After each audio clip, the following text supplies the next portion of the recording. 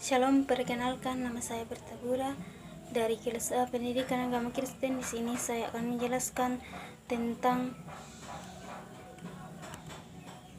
landasan pondasi kurikulum. Landasan yang pertama, landasan filosofis. Landasan filosofis mengandung arti bahwa pendidikan senantiasa berhubungan dengan manusia, baik sebagai subjek, sebagai objek, maupun sebagai pengelola. Di dalam interaksi tersebut, tentu saja ada tujuan dan sasaran yang harus dicapai. Ada materi atau bahan yang diintegrasikan, ada proses yang ditempuh dalam mengintegrasikannya, serta ada kegiatan evaluasi untuk mengetahui ketercapaian proses dan hasilnya. Filsafat pendidikan pada dasarnya adalah penerapan dan pemikiran filosofis untuk memecahkan masalah-masalah pendidikan.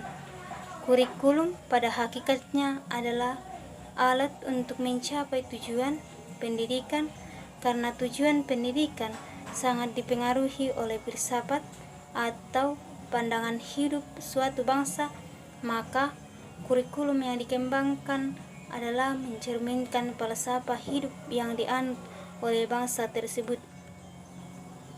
Yang kedua, landasan psikologis.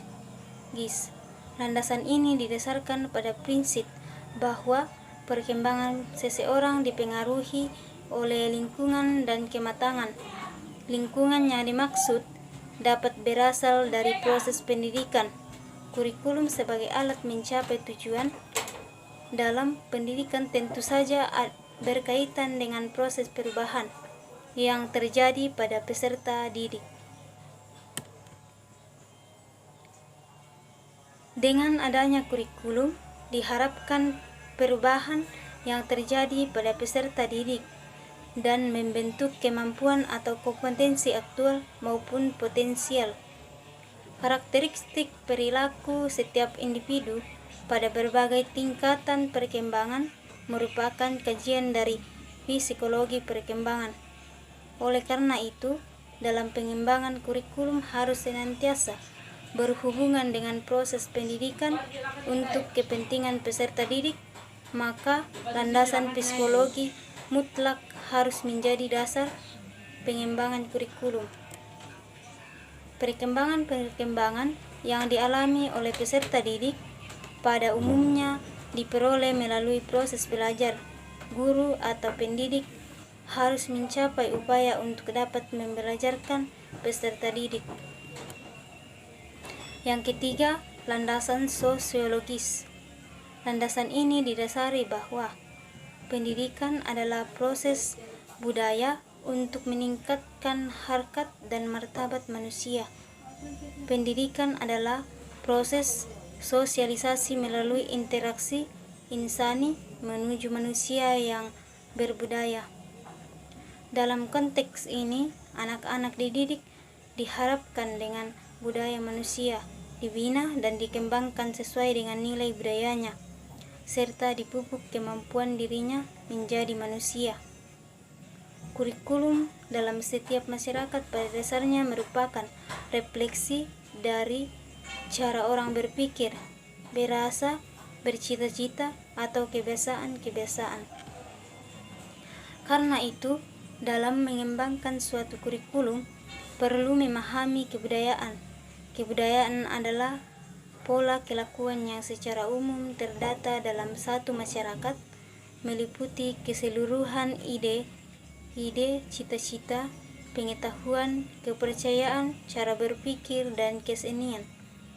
Pengembangan kurikulum yang dilandasi oleh hal tersebut sifatnya umum, artinya berlaku bagi kehidupan masyarakat.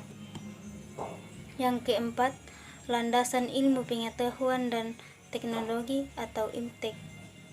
Sumber nilai yang ada dalam masyarakat untuk dikembangkan melalui proses pendidikan ada 3, yaitu logika, estetika, dan etika. Ilmu pengetahuan dan kebudayaannya adalah nilai-nilai yang bersumber pada logika atau pikiran.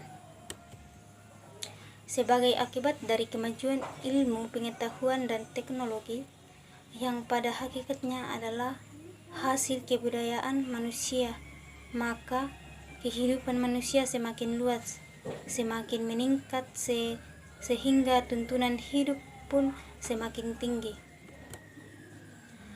Pendidikan harus mengantisipasi tuntunan hidup ini sehingga dapat mempersiapkan anak-anak didik untuk hidup wajar sesuai dengan kondisi sosial budaya masyarakat. Dalam konteks ini, kurikulum sebagai program pendidikan harus dapat menjawab tantangan dan tuntunan masyarakat. Untuk dapat menjawab tuntunan tersebut, bukan hanya pemenuhan dari segi isi kurikulumnya, melainkan juga segi strategi pelaksananya. Oleh karena itu, guru, pembina, dan pelaksana kurikulum dituntut lebih peka mengantisipasi perkembangan masyarakat agar apa yang diberikan kepada siswa relevan dan berguna bagi kehidupannya di masyarakat.